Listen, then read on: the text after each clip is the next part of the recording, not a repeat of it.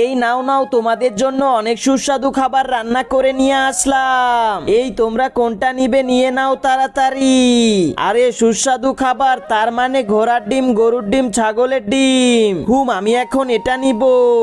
আরে আমি জানতাম তুই এটাই নিবি। আমি এখন এটা নেই। আরে আমারটার ভিতরে তো অনেক বড় একটা ডিম। আমি এখন এই ডিমটাকে অনেক মজা করে খাবো। আম আম আম আম।